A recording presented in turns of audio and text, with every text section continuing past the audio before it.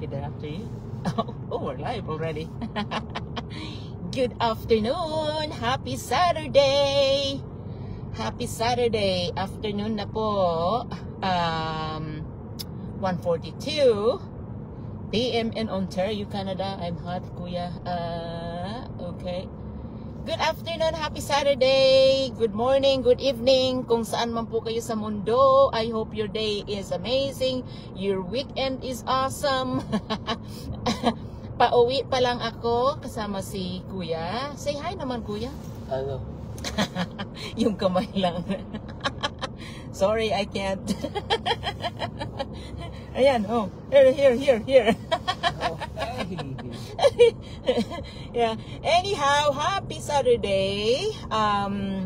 Medyo late tayo ngayon at tawag nun, late tayo na umuwi kasi nagkaroon ng unplanned na date, na lunch date. Unplanned na lunch date, di ba? Ganun lang yun. But anyhow, I hope your day is awesome and it's beautiful day here. Walang snow, so we're thinking to wash the car again kasi pagka winter talagang, oh my goodness. And my I think my sensors are covered with snow, so medyo pumapalya yung aking front camera apparently. Ang aking LTA ay pumapalya, so sabi ay covered na yata ng snow, so I need to wash my car. But anyhow, yeah, so maraming salamat sa aking mga tagahanga diyan, sa aking mga followers. Ang aking business page ay Tita Vargas D, at ito po yun siya, lagi akong nasa personal page ko pagka nagla-live. Nasanay na ako kaya ganun. See? Pagka yung utak natin is nasanay na kung ano yung tinuturo natin is napupunta yan sa ating subconscious mind. Talagang kahit hindi natin sinasadya, doon tayo. Diba? Ganun lang yun. So, we can train our mind talaga. Yun ang bottom line dyan. But anyhow, maraming salamat. Blessed talaga tayo. So, nilagay ko diyan sa aking caption is small or big, talagang dapat worth a celebration. So, kung tutuusin talaga is every day is worth a celebration. Pagka gumising ka, dapat tawag nun, pagka nagising ka, it's worth celebration na. Because you get the chance to see another day of your life, di ba? So dapat talagang thankful tayo no matter what. It doesn't matter kung medyo nagising tayo ng hindi maganda ang pakiramdam, is still grateful na nagising tayo, di ba? Ganun lang yun. But anyhow, I just wanted to hop in a little bit here. Para makapag-inspire naman ng konti. So yeah, so normally pagka Saturday kasi dapat kanina pa kami nakauwi na dapat kami. Oh, medyo na shaky ang, so I really need to wash the car. Yeah. So kanina pa dapat kami nakauwi. Ang ano kasi on a Saturday, pagka nagturo ako ng klase, so kami ni RG punta kami ng shopping. So tapos na kami nag-shopping kanina. We went to one store and then sabi nung isa, sabi niya, I need to buy this, blah blah blah. So we went to Walmart. Got to Walmart, tapos sabi ko, oh, may sale doon. Sabi ko, may sale yung mushrooms soup. Gustong-gusto. Thank you sa aking mga viewers diyan. Maraming salamat. Gustong-gusto nung aking partner ng mushroom soup. So pagka talagang marami akong meron akong kaunting maliit na tindahan sa aking basement. Doon ang aming pantry. So anyhow, sabi ko sa kanya, di tumawag ako. Sabi ko, I'm at Walmart and the mushroom soup is on sale. Tapos at sabi niya, no, I'm in Collingwood too. So guess what? Sabi ko, okay, you're in Collingwood, we're in Collingwood, so let's go for lunch. So di ba? Yeah, so we went for lunch. Katapos lang namin, kaya medyo na late ako na mag-live today. So yeah, so anyhow, yeah, bakit ko sinasabi is yun nga, talagang kaunting win or anything in life, talagang dapat maging grateful talaga tayo. So I am just so grateful na nagagawa ko na ito. Guess what, guys? Kasi dati hindi ko nagagawa yung ganito, na yung pupunta lang kami dito on the weekend na magtuturo ako, and then all of the sudden may mga unplanned na bagay kaming gagawin, na yung talagang, which is very important. Talagang ito yung pinaka-importante sa akin, yung family ko. Kaya nga po ako nag-start ng aking online business. So which is amazing talaga, na grateful ako na kahit ako ay hindi 100% kung ano yung papasukin ko, ginawa ko pa rin, 'di ba? So ngayon talagang nakikita ko na my hard work is paying off talaga. And sabi ko nga kahapon, then nagpo-post din ako na sabi ko is siguro teka lang, so maybe you guys are wondering kung bakit kailangan nyo ipo-post na ganito ganyan. So because the nature of our business po is attraction marketing. So we are posting our achievement, we are posting things in our life na we know na talagang hindi ito yung nagbabrag kami or what. So we're sharing this to inspire you guys, to inspire you, to let you know that there is something out there na we can take advantage na para magawa natin yung gusto nating gawin sa buhay. Diba?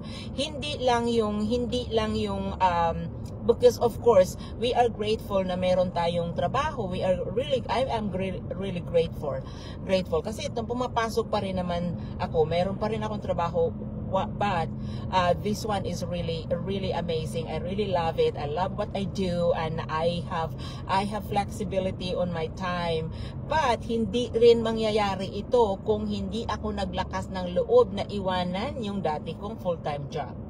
Kahit na at that time hindi ako stable sa business ko, wala akong nakikitang result sa business ko, ginawa ko pa rin. Because you know what? You will never know kung ano ang available sa inyo kung hindi ka maglakas na loob na hanapin yun. You will never know. Ganun yun. So, talagang Thank you for watching, Mel. Talagang lakas loob lang talaga because again, kung hindi ako naglakas ng loob, hindi mababago ang sitwasyon ko. I would have been still working on the weekend. Talagang walang time sa aking anak, walang time sa aking pamilya, hindi ko magagawa yung mga unplanned na bagay na nagagawa na namin ngayon. See? So, very much talagang wala yun sa plano na mag-lunch date kami, wala. Pero dahil may flexibility na ako, wala na akong work sa weekend, so nagagawa namin yung mga gusto naming gagawin. 'Di ba? Pero yun nga. So hindi talagang naandyan yung takot natin, naandyan yung alinlangan natin, is it good, is it bad, whatever. But again, walang mababago kung hindi tayo maglakas ng loob, 'di ba?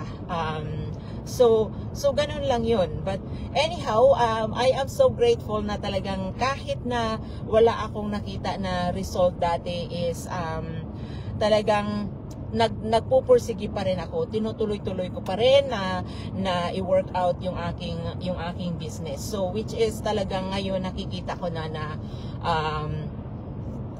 nakikita ko na yung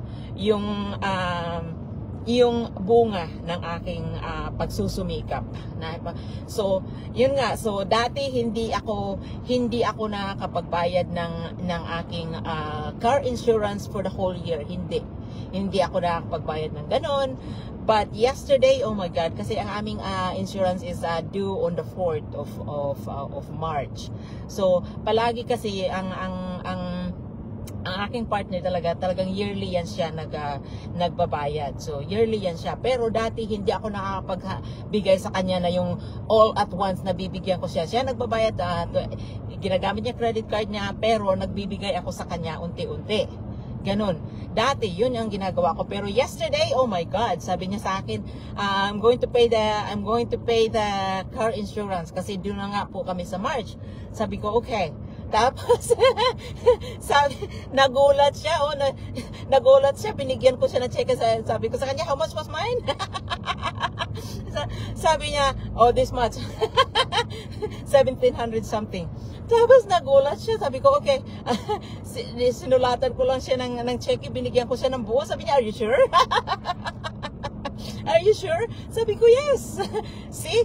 So, ngayon nagagawa ko na siya. So, hindi ako talagang, tawag nun? Maganda yung ganun para hindi na ako nag-iisip na meron akong ganito that will come off on my bank account dahil sa aking insurance, of course, because yes, hindi po madali kung may sasakyan ka dito sa abroad. Oh my God. Ganon yun. But I'm so grateful na meron akong napaka-supportive na spouse talaga. So, yeah. So, yearly talaga yan siya nagbabayad. Pero dati talagang hindi ako nakakapagbigay sa kanya ng buo. Yeah, inuunti-unti ko lang. But this time, isang sulatan lang ng cheque ko, diretso na binigay ko na sa kanya. Sabi niya, you sure? Yes, I am.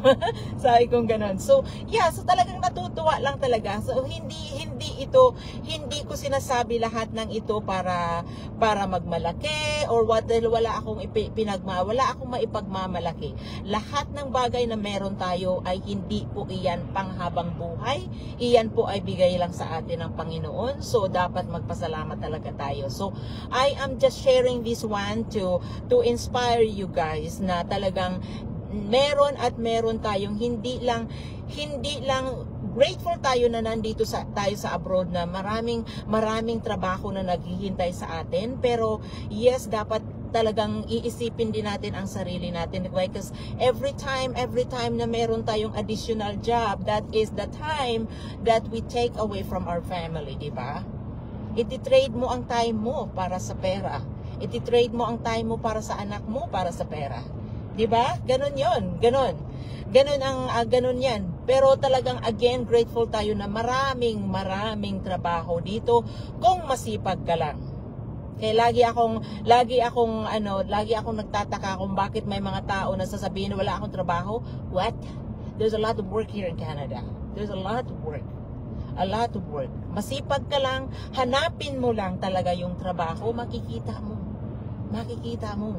Hindi naman yan lalapit sa iyo. Lahat ng kung ano man meron tayo, hindi yan binibigay sa atin. Hinahanap natin yan, pinagtatrabahuan natin yan. Talagang dapat lang talaga na marunong tayo na hindi tayo yung atras-abante. Kung ano man, kasi ganun ako klaseng tao. Pagka may iniisip ako, gagawin ko yan. At saka, of course, tao lang din naman ako. Minsan rin ako, tawag doon, meron din akong time na maybe mamaya na lang, maybe bukas na lang, 'di ba? Meron tayong ganoon. Pero bottom line is kung ano talaga yung yung iniisip ko, talagang ginagawa ko yan. So yeah, so I'm just grateful, I'm just happy na talagang kahit ako ay hindi 100% kung ano yung gagawin ko dati, inumpisahan ko pa rin ang business ko. Pero talagang ngayon nakikita ko na yung bunga ng pagsisikap ko. So guys, talagang gusto ko lang na sasabihin sa inyo, gusto ko lang na i-motivate kayo. So, kung nakikita nyo, kung kayo ay naandyan na nakita nyo yung web, especially doon sa mga tao na nag-reach out sa akin, na nakapanood na ng webinar, na andyan po yung sign na yan. Sign nyo na po yan na binigay sa inyo. Maybe nagdasal po kayo na mabago ang sitwasyon nyo, tapos binigyan na kayo ng sign na ganyan, pero hindi nyo pa rin tinake advantage. So, yeah, so binibigyan tayo ng sign na ganyan, binibigyan, may pagkakataon na may tao na masasalubong natin, yun na pala yung sabi ng Panginoon na yan na yun, pero tayo yung nag-aalinlangan dahil takot tayo. Kung magpapadaig tayo sa takot, talagang walang mababago, walang mangyayari, di ba? Ganun lang yun. So, but anyhow, I'm just hoping na makapag-inspire ako sa inyo na kasi ang journey ko talaga is hindi madali. Wala namang madali na journey, pero alam niyo kung the more na matagalan ka, the more na maghahanap ka na hahanapin mo dun sa sarili mo anong ginawa mong mali. So the more na ma-improve ang sarili mo, the more na maghahanap ka ng solusyon doon kasi kung gusto mo talaga na mag-workout kung ano man ang ginagawa mo, it doesn't matter kung business man yan or sa trabaho man, you have to find something na ma-improve ang sarili mo. You have to find something. Kasi kahit sa trabaho, hindi ka mapopromote kung ganun na ganun pa rin ang ginagawa mo. You have to step up. You have to step up bago ka ma-promote. Ganun talaga. You have to upgrade. You have to upgrade your education, or if you are in the workforce already, you have to step up. You have to do something more than what your call of duty is. Para ka ma-promote. So it's the same way with the business. Kung hindi yan nag-work out now, do something. Look for something. Kasi meron solusyon yan. Diba? Oh boy. There's lots of cars for but anyhow, I'm gonna line up. I'm gonna wash my car. It's okay. Yeah, so anyhow, ganun lang, talagang gusto ko lang talaga na lumabas ng konti para lang makapag-inspire sa inyo guys. So it's at the end of the day, nasa sa atin po talaga kung ano man ang gusto nating marating sa buhay. Nasa sa atin yon, tayo ang driver ng ating sarili. So nasa sa atin yon, kung magpadaig tayo sa takot, walang mangyayari, ganun ka pa rin next year, 3 years from now, 5 years from now, ganun ka pa rin. Diba? So, yeah. So, anyhow, reach out lang po. Kung meron kayong katanungan, and thank you again sa aking kung sino man yung manonood ng replay. I hope na make sense sa inyo kung ano yung sinasabi ko. But yes, so just doon sa mga taong na andito na rin sa business, kahit wala kayong nakikita na result for now, just keep on trying, keep on looking for something that will work for you, because meron talaga yan, meron yan. Okay?